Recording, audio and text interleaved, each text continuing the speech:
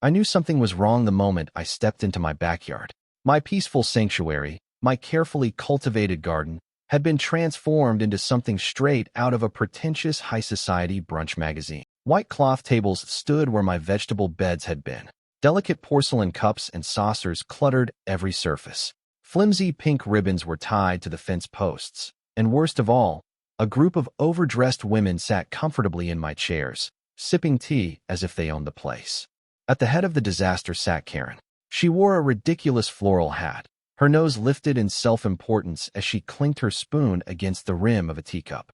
Around her, a handful of other HOA members laughed and gossiped, utterly oblivious, or worse, completely indifferent to the fact that they were trespassing on private property.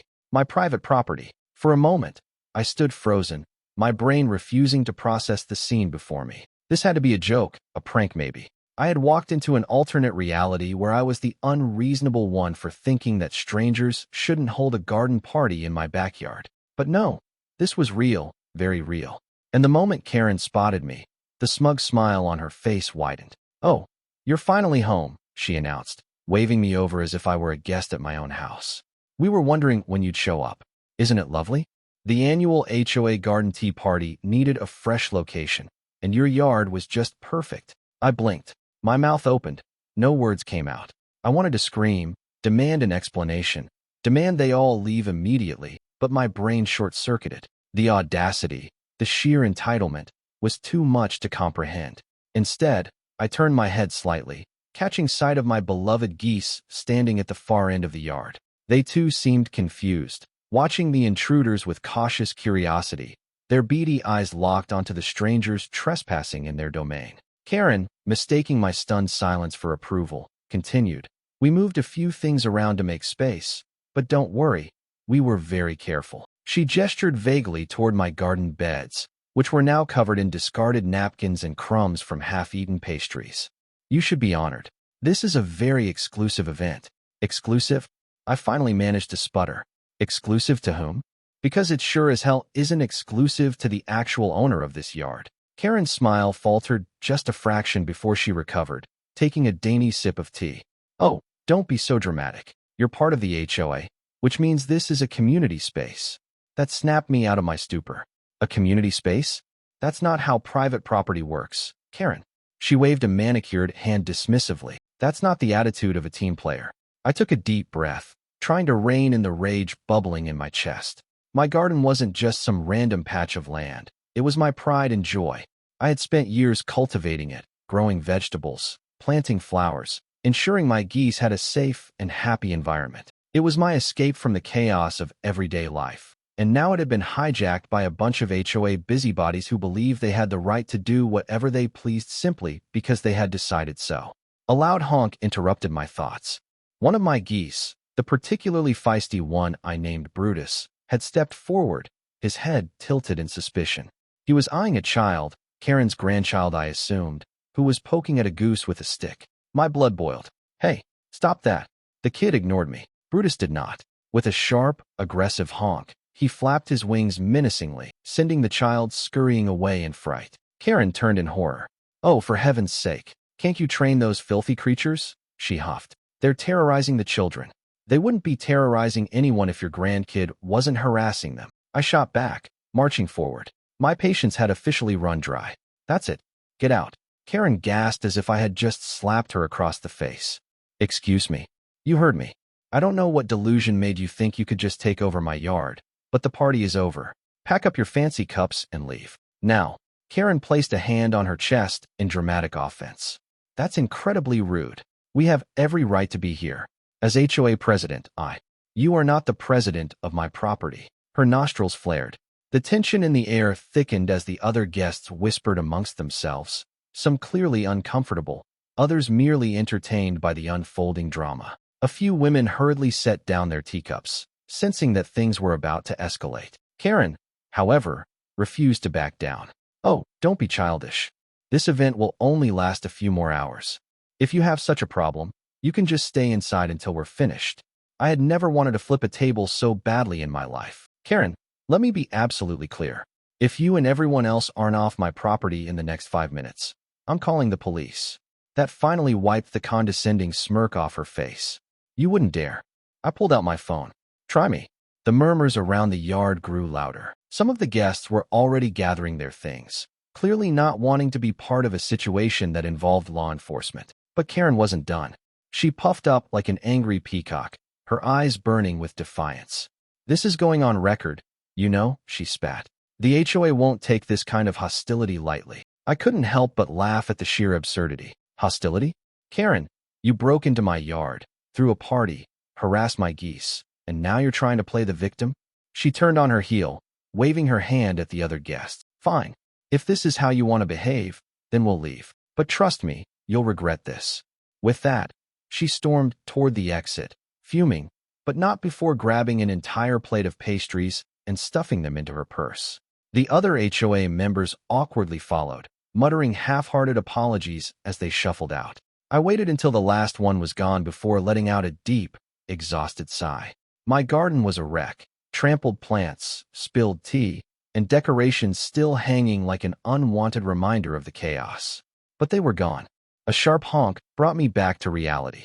I looked down to see Brutus staring up at me expectantly, as if awaiting further orders. I smirked, crouching down to scratch his feathery head. Don't worry, buddy.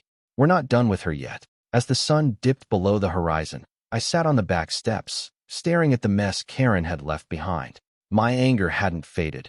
If anything, it had sharpened into something more dangerous.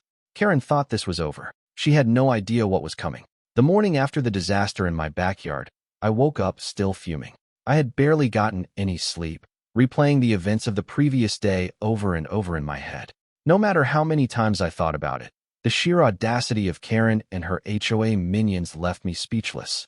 The nerve of that woman to waltz onto my property, throw a party, and then act like I was the problem when I told her to leave. I stepped outside to survey the damage in the daylight, and my blood pressure immediately spiked. My once pristine garden was a war zone.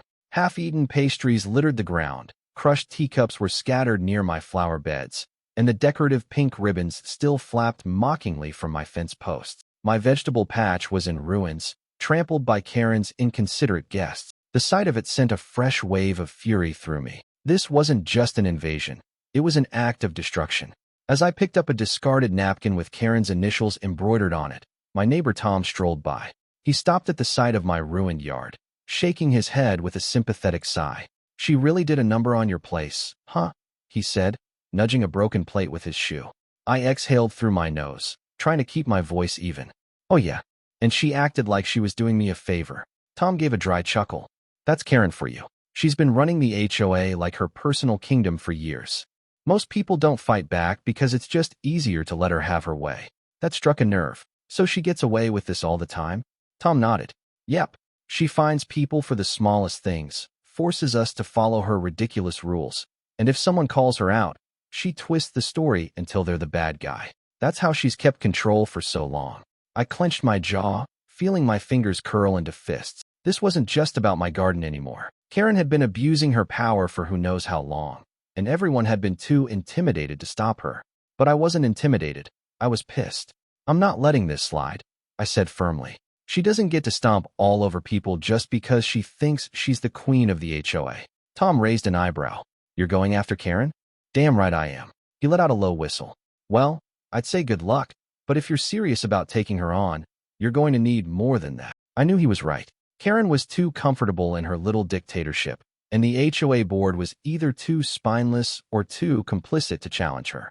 If I wanted to win, I needed to be smart. Calling the police was an option, but I had a feeling Karen had twisted the rules so much that she'd find a way to make herself look like the victim. No, I needed a different approach, a way to make her regret ever stepping foot in my yard. Later that afternoon, I decided to confront her officially. I marched straight to the HOA office, a small but annoyingly well-decorated building in the neighborhood. Inside, I found Karen sitting behind a polished desk, pretending to look busy. She barely glanced up as I entered, her mouth already curling into a smirk. Well, if it isn't our local troublemaker, she said, setting her pen down. I assume you're here to apologize for yesterday's unpleasantness? I almost laughed at her audacity. Apologize? You trespassed on my property and destroyed my garden. You should be apologizing to me. Karen scoffed, leaning back in her chair. Oh, don't be so dramatic. It was just a little gathering. The community comes first, after all. I pulled out my phone and showed her the pictures I had taken of the mess.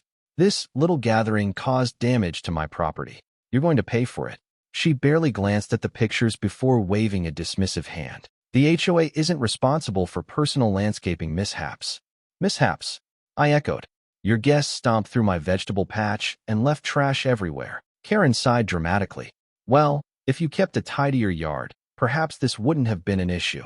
I gritted my teeth. This woman had an excuse for everything. Fine, I said. Then I'll file a formal complaint with the HOA board. Karen's smirk returned. Oh, by all means, go ahead. But just so you know, I chair that board, and I don't believe this qualifies as an issue worth addressing. I stared at her, barely able to comprehend how shameless she was. She had rigged the entire system in her favor. There was no way to fight her through official channels because she had manipulated the rules to serve her own interests. I had entered this battle thinking I could reason with her, but it was clear now that logic wouldn't work. If I wanted justice, I had to think outside the box. That's when the idea hit me. I turned on my heel and walked out without another word, my mind already racing with possibilities. If Karen thought she could walk all over me without consequences, she had another thing coming. I had a weapon she hadn't accounted for, my geese. As I made my way home, a plan started forming. It wasn't just about getting revenge, it was about sending a message. Karen had spent years bullying the neighborhood, using her title to push people around. She thought she was untouchable, that no one could challenge her authority. But she had made a crucial mistake. She had trespassed onto my property, disrupted my peace, and insulted my geese. And no one insults my geese. That evening, I went to the backyard and called to my flock. The moment they saw me, they honked excitedly, waddling over with their usual chaotic energy. Brutus, the leader, flapped his wings and let out a sharp honk, as if sensing something important was about to happen. I crouched down, looking him in the eye. You ready for some fun, buddy? He tilted his head, then let out a long, aggressive honk. I grinned. That's what I thought. The plan was simple. Karen had no respect for boundaries, no fear of consequences. She had walked into my yard thinking she owned it. Next time she set foot on my property, she was going to learn a very important lesson, a lesson taught by a flock of very, very angry geese. The next morning, I woke up with a new sense of determination. Karen had been stomping around this neighborhood like she was some kind of royalty for too long, and no one had ever pushed back hard enough to make her regret it. That was about to change. I had spent the entire night refining my plan, and now it was time to put it into action. As I stepped outside, my geese greeted me with a chorus of honks. Brutus, the most aggressive of the bunch, stared at me with an expectant look, his beady eyes filled with the kind of barely contained chaos that made him the perfect enforcer for what I had in mind. The rest of the flock followed his lead, shuffling in a loose formation, waiting for orders. I crouched down, looking Brutus in the eye. You ready for this, buddy? He responded with a sharp honk and an eager flap of his wings. I had always known that my geese were territorial. They didn't like strangers, and they certainly didn't like people who thought they could walk all over their home without consequences. That was exactly what Karen had done, and soon she was going to find out just how big of a mistake that was. The first step of my plan was simple. I needed to ensure that Karen would walk right back into my yard without thinking twice. She was predictable in the worst way, and that worked in my favor. The woman had an ego the size of a small country, and after the way she had stormed out of my yard, I knew she was stewing over how to reassert her dominance. She wouldn't be able to resist another power move, so I made sure the opportunity was there for her. By mid-afternoon, I was back in my yard, casually setting up a few things that would all but guarantee she would take the bait. I placed some outdoor furniture near the fence, knowing she would see it and assume I was planning some kind of event. Then, I made sure to move my geese into their enclosure, giving the illusion that they wouldn't be a problem. Finally, I sent a text to Tom, casually mentioning that I was rearranging the yard after yesterday's disaster. Tom, of course, immediately knew what I was doing and replied with a simple, "Oh, this is going to be good." Now, all I had to do was wait. Sure enough, it didn't take long. Late in the afternoon, just as the sun was beginning to set, I heard the unmistakable sound of heels clicking against the pavement. I turned just in time to see Karen striding toward my yard, that same smug expression plastered all over her face. She didn't even hesitate before unlatching my gate and stepping inside like she owned the place. "I see you're finally trying to make your yard presentable," she said, her voice dripping with condescension. It's about time. If you had any sense of community pride, you'd have done this sooner. I clenched my jaw, forcing myself to stay calm. You need to leave. Karen rolled her eyes. Oh, stop being dramatic. I just came to check on things. After all, I have a responsibility as HOA president to ensure all properties are in line with our standards. She walked deeper into my yard, inspecting everything like a queen surveying her kingdom. My hands itched to throw her out then and there, but I had to let this play out exactly as planned. Then, just as she reached the center of my yard, I moved. In one smooth motion, I reached over and unlatched the geese enclosure. The second the gate swung open, Brutus was the first to react. His head shot up, his eyes locked onto Karen, and for a single tense moment, the world seemed to pause. Then he charged. Karen didn't even see it coming. 1 second she was standing there, smug and self-satisfied, and the next she was shrieking as Brutus barreled toward her with all the fury of a feathered demon. The rest of the flock followed immediately, honking aggressively as they swarmed forward. Wings flapped, feet pounded against the grass, and the sound of chaos filled the air. Karen's confident demeanor crumbled in an instant. She let out a blood-curdling scream, stumbling backward as Brutus lunged. She tried to run, but geese are faster than most people realize, and my birds had home field advantage. Brutus went for her ankles first, pecking with the precision of a professional hitman. Karen yelped, flailing as she tried to escape, but the geese were relentless. One managed to grab the hem of her dress, yanking hard enough that she almost lost her balance. Another went straight for her absurdly large hat, ripping it right off her head and tossing it to the ground like a trophy. I stood back, watching with barely concealed satisfaction as Karen flailed desperately, trying to escape the avian assault. She spun in circles, waving her arms wildly in an attempt to ward them off, but it only made things worse. The geese saw every movement as a challenge. At one point, Karen made the mistake of trying to climb onto one of my lawn chairs to escape. That was her final mistake. Brutus took that as a personal offense and launched himself at the chair, knocking it over completely. Karen tumbled to the ground with a shriek, landing flat on her back as my geese loomed over her like victorious gladiators. I told you to leave, I said casually, watching as she scrambled to her feet, gasping for breath. Her face was red, her dress was covered in dirt, and her hair, normally styled into a perfect, arrogant updo, was now a complete disaster. You're insane, she screeched, pointing a shaking finger at me. You let those monsters attack me. I crossed my arms. I didn't let them do anything. You trespassed. They defended their home. That's how nature works. Karen's mouth opened and closed like a fish gasping for air. She was furious, but for once, she didn't have a response. The best part? Several of my neighbors had gathered along the sidewalk, watching the whole thing unfold. Some were covering their mouths to hide their laughter. Others were openly grinning. Even Tom, standing at the edge of his yard, gave me a small salute. Karen's face turned an even deeper shade of red as she realized that she had just humiliated herself in front of everyone. Without another word, she spun on her heel and stomped out of my yard, tripping slightly as she went. The second she was gone, I turned to Brutus, who stood tall and proud, his chest puffed out like a champion. Good work, buddy, I said, crouching down to ruffle his feathers. He let out one final honk of victory. I looked up at my neighbors, who were still watching, and for the first time since I moved in, I saw something other than passive resignation in their expressions. I saw amusement, approval, respect. Karen had ruled this neighborhood with fear for too long, but today she had learned an important lesson.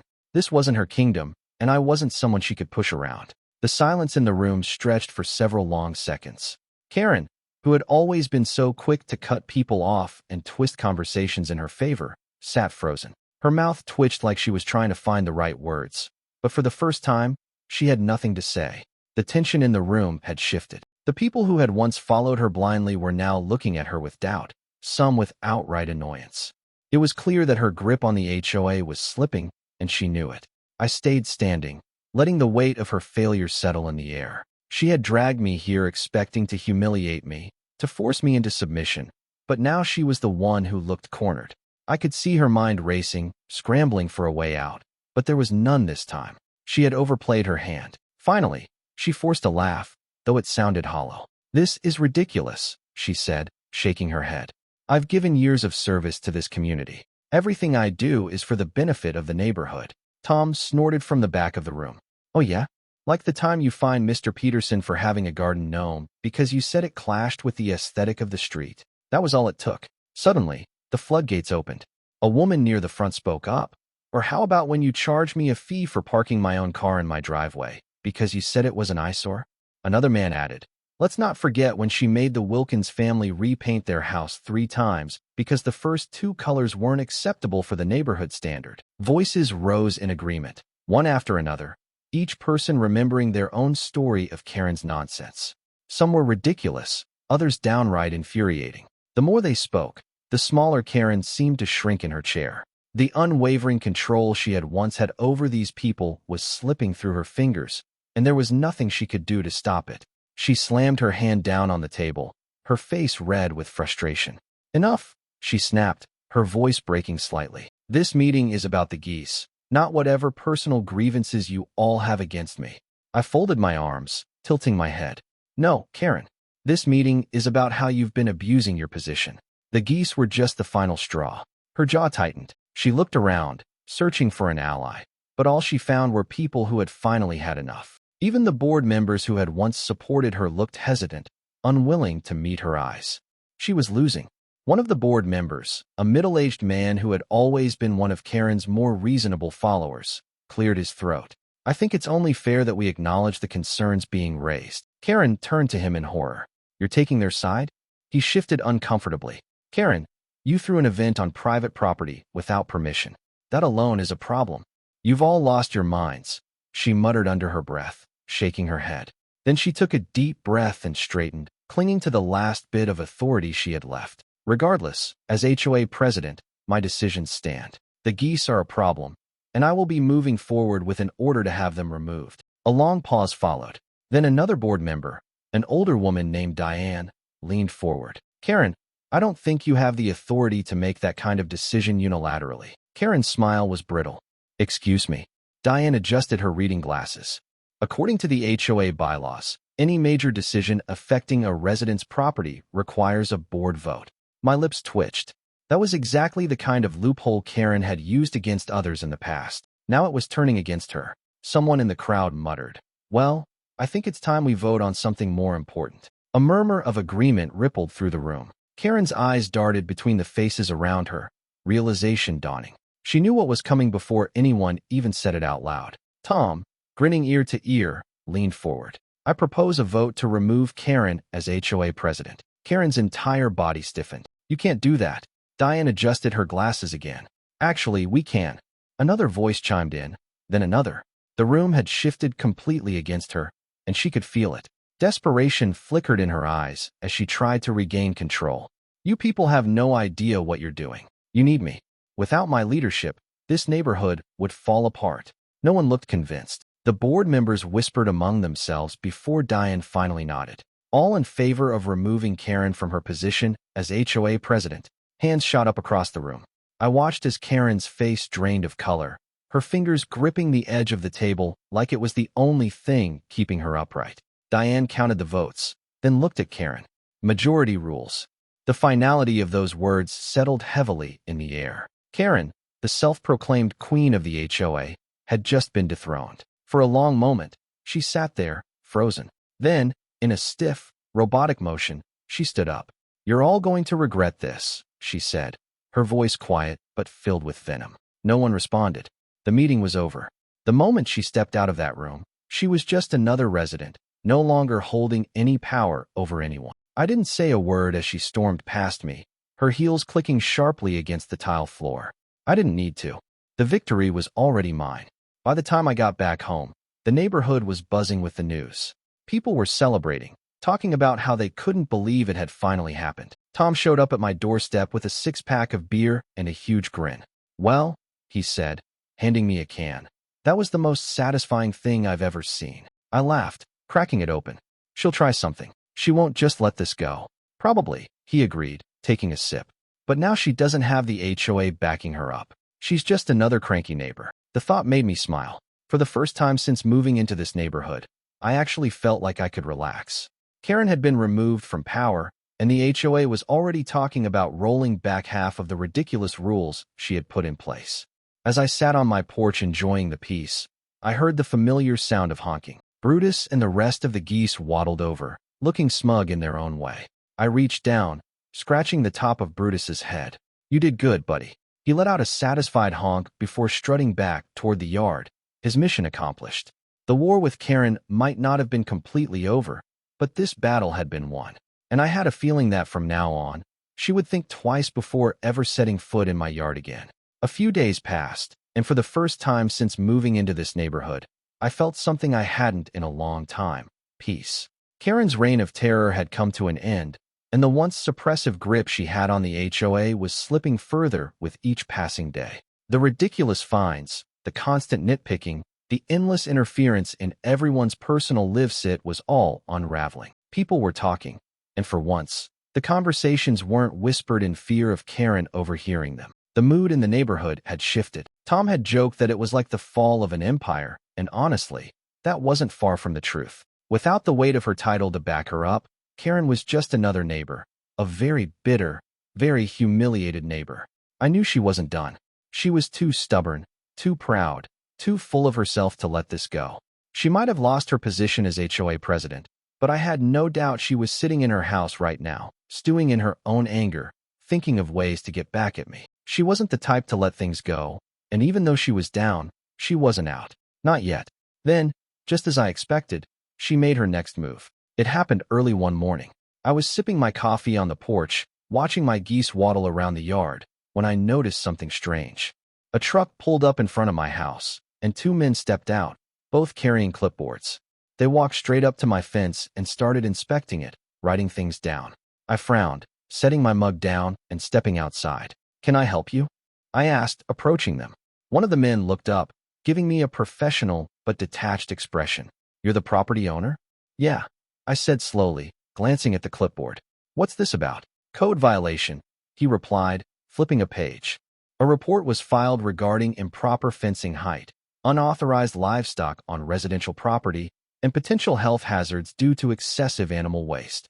I stared at him for a long moment, then let out a sharp laugh. "You've got to be kidding me." The man didn't react. "Sir, we're just here to conduct the inspection. If the violations are confirmed, you'll receive notice of required changes and potential fines." I exhaled slowly, rubbing my temples. I didn't even need to ask who had filed the report. This had Karen written all over it. I crossed my arms, watching as the two men moved around my property, jotting things down, taking pictures. The geese eyed them suspiciously but didn't make a move yet. I could tell Brutus was debating whether or not these men counted as intruders, but I gave him a subtle shake of my head, signaling him to stand down. They finished their inspection in about 15 minutes and handed me a paper with a list of supposed violations. Most of them were nonsense. My fence was slightly above the regulation height by maybe an inch. My geese apparently could be considered livestock, even though there were no explicit HOA rules against them. And as for the potential health hazards, that was a stretch so ridiculous I almost wanted to frame the complaint just for how desperate it was. I took the paper with a sigh. "Let me guess. You can't tell me who filed the complaint." The man gave me a neutral look. "Reports are confidential." "Yeah, right." Like there was even a question. I thanked them for their time, walked back inside, and immediately pulled out my phone. Tom answered on the second ring. "She filed a complaint, didn't she?" he said before I could even speak. "Oh yeah," I said, scanning the paper. "She must have spent hours digging through local codes to come up with this nonsense." Tom laughed. "She's desperate. She's got nothing left but petty retaliation." I leaned back against the counter, thinking, "So what do we do?" "Well," Tom said, "you could fight it, drag it through official channels, prove that she's just being a spiteful lunatic. Or," I smirked, "or you could make her regret it in a way she won't see coming." A plan started forming in my mind almost immediately. Karen wanted to play dirty? Fine. I could play dirty too. That afternoon, I made a few phone calls. I looked into the exact wording of the HOA rules and found something interesting. Karen's house, the very house she had prided herself on as being the standard for the neighborhood, was in violation of several HOA regulations she herself had pushed through over the years.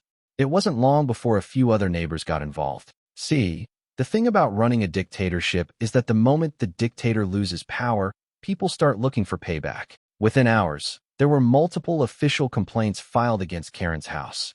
Issues with her landscaping, a fence she had installed years ago without proper approval, and even an unauthorized deck addition that somehow had gone unnoticed until now. 2 days later, I sat on my porch, watching as Karen's house was visited by the same inspection team that had come to mine. She stormed outside, waving her arms, demanding to know why they were there, but it didn't matter. The complaints had already been processed. Tom walked over and sat down next to me, handing me a soda. "You really are a menace, you know that?" I took the can, smirking. She started it. We watched as Karen argued with the inspectors, her face turning redder by the second.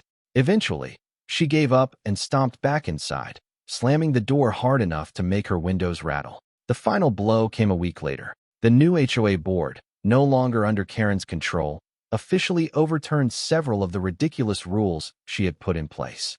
The parking restrictions? Gone. The absurd lawn maintenance fines? Eliminated. And best of all, the geese? Fully protected under the revised community pet policy. Karen had tried to destroy me with the HOA. Instead, she had destroyed herself. I stood in my yard that evening, watching as my geese waddled around, honking contentedly. Brutus stopped by my feet, staring up at me like he was waiting for confirmation that the war was truly over. I crouched down, scratching the top of his head. "We won, buddy." He let out a triumphant honk before strutting back to the flock, chest puffed out like he had personally orchestrated the entire thing. Karen wasn't completely gone. She still lived in the neighborhood, still glared at me every time we crossed paths. But she had lost her power. She couldn't find people anymore, couldn't manipulate the rules to her benefit, couldn't bully people into submission. The neighborhood was finally free. A few days later, a new sign appeared on my fence.